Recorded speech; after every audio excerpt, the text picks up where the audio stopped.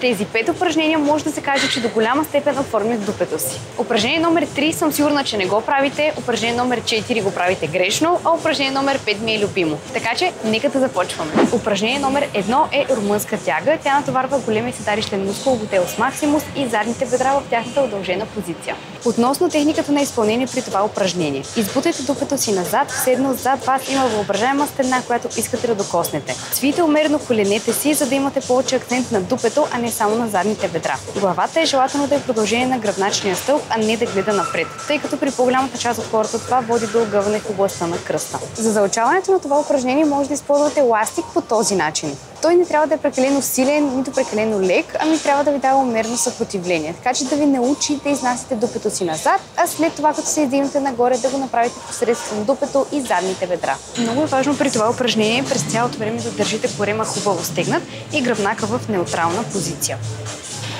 Любимото ми упражнение номер 2 е български клек с акцент дупе. При него натоварваме глутеус максимус в неговата удължена позиция, както и предните бедра или с други думи квадрицепсите. За да направим това упражнение с акцент върху дупето, трябва да наведем умерено торса напред и също така да поставим на такова разстояние предния крак спрямо бокса или лежанката, така че в долна позиция сгъването в коляното да бъде около 90 градуса.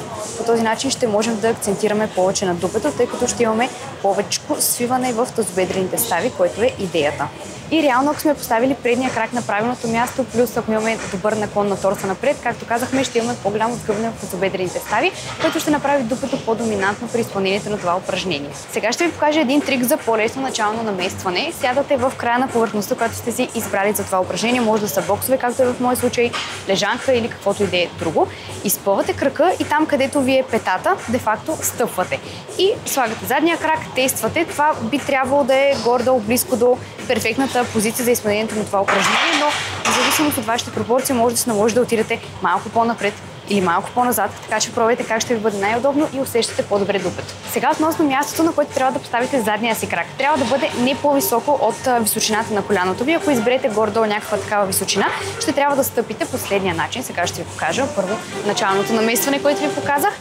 По този начин трябва да ви бъде отзад стъпалото. Ако поради една или друга причина нямате достъп или просто не ви е удобно да правите българския клек на такава височина, може да използвате нещо по-ниско, разбира се. Просто имайте предвид, че задния ви крак трябва да бъде поставен последния начин. Така че трябва да тествате и да прецените кой от двата варианта ще ви бъде по-комфортен на вас. Упражнението може да се използва с държане или без. Аз обичам периодично да ги въртя двете вариации. Известно време изпълнявам вариацията, при която се държа, за да премахна баланса като лимитиращ фактор и да тренирам максимално качествено глутеус максимус. А след известно време го изпълнявам без да се държа, за да тренирам и глутеус медиус, който помага за стабилизацията на таза. Упражнение номер 3, което съм сигурна, че не много от вас правят по точно този начин, е именно лег преса с акцент върху глутеуса. Тук отново натоварваме глутеус максимус, когато е най-разтегнат и предните бедра също. За тази цел поставяме стъпалата си на такова ниво, че в долна позиция ъгълът в колените стави да бъде около 90 градуса. Ходилата трябва да бъдат малко по-събрани от ширината на раменете и спускаме до там, докъдето таза ни не се отлепи от седалката. Целта е да направим максимално сгъване в тазобедрените стави, без да правим прекалено голямо свиване в коленните стави. И също така не трябва да отлепяме дупето си в долна позиция от седалката по този начин. За целта се дръжте здраво за дръжките и натискайте дупето си хубаво надолу към седалката. Виждал съм много често дами да си държат ръцете във въздуха, като цяло навсякъде, но не и за дръжките. И повярвайте ми, ако можете да изпълните с перфектна форма лег пресата, без да се държите за дръжките, значи тази тежест ви е прекалено лека. Любимото ми упражнение номер 4 е глутеус медиус кикбек, като тук съм почти сигурна, че или много хора не го правят, или ако го правят, то го изпълняват грешно.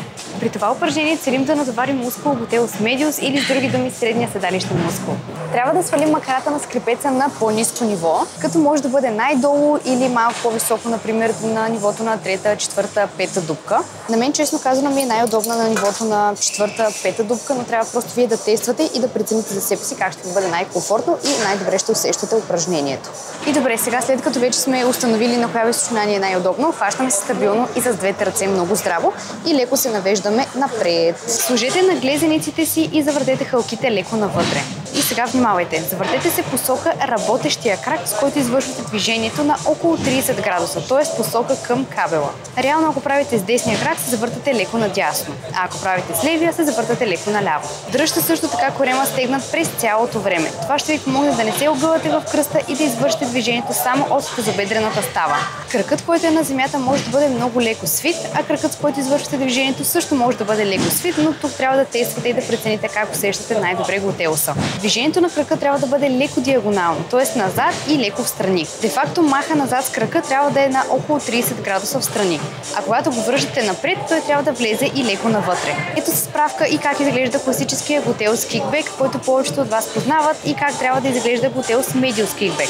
Надявам се да виждате разликата. Важно е, запомнете, да направите нещо като мах с крака назад от тазобедрената става, а не ритник, който да идва от коляното. Нещо друго, което може да тествате, е да качите наглезеника малко по-високо на подбедрицата и да видите дали няма да имате по-добро усещане за натоварване в дупето. А ако сложите наглезеника по-високо, то имайте предвид, че ще ви бъде по-лесно и вероятно ще трябва да използвате повече килограми. И последното, пето упражнение, което ми е най-любимото ever за дупе, а именно Calf Glute Bridge на Смит машина. При него натоварваме глутеус максимус в неговата най-скъсена позиция. И при това упражнение може много добре да изолираме именно дупето, без да натоварваме излишно предните и задните бедра. Изпълнението на Смит машина е много удобно, защото по-лесно се натоварват и разтоварват тежестите, също така го няма досадното балансиране с лоста. А ако не разполагате с Смит машина, може естествено да го изпълнявате с лост или друга опция, упражнението Hip Thrust. При Calf Glute Bridge, за разлика от Hip Thrust, движението е доста по-късо и фокусирано върху пиковата контракция на мускула. Трябва да свалите най-долу предпазителите на Смит машината. Може да използвате лежанка или бокс, а ако те се местят докато изпълнявате упражнението, може да сложите някакъв диск за контра. Лоста сложите под израстъците на хълбочните кости. Поставете долния ръб на лопатките си върху лежанката, а коленете ви трябва да се свити на около 90 градуса. Разкрачът ви ще бъде супер да е или на ширината на раменете, или малко по-широко от това. А пръстите на краката е добра идея да сочат леко навън. Дръжте корема стегнат, за да противодействате на огъването в кръста. Представете си как от долна позиция още стягате дупето и то ви издига нагоре. Главата и погледът трябва да са напред през цялото време. Това ще противодейства на огъването в кръста. Това бяха моите топ 5 любими упражнения за дупе. Сигурна съм, че ако ги включите във вашите програми, ще видите страхотни резултати от тях. И между другото, тези упражнения сега не дейте да ги слагате всичките в една тренировка, не е задължително това. Може да си ги включвате в различни тренировки или просто във времето да ги използвате, да ги сменяте, просто ви ги давам като идея. Хубаво ще бъде от тях да изпълнявате 3-4 работни серии между 8 до 12 повторения, като се стремите да прогресирате постепенно, т.е. да ставате по-силни, да слагате повече килограми, но моля ви с правилна форма на изпълнение, без чупки в кръста, огъвания, потрепервания и такъв тип неща. Искам хубава форма. И това беше от мен. Ако видеото ви беше поне мъничко полезно, ще съм ви много благодарна да го харесате и също така да се абонирате за моя канал с камбанка, за да не спускате следващи подобни видеа, които вярвам, че ви бъдат много полезни и интересни. А ако искате да спрете най-накрая да се лутате из безкрайната информация, която се предлага в интернет и да влезете в най-добрата си форма, но този път за винаги, може да ми пишете в Instagram на лично съобщение думата промяна и ще се свържа с вас, за да ви обясня как мога да ви помогна. Благодаря ви много и до скоро!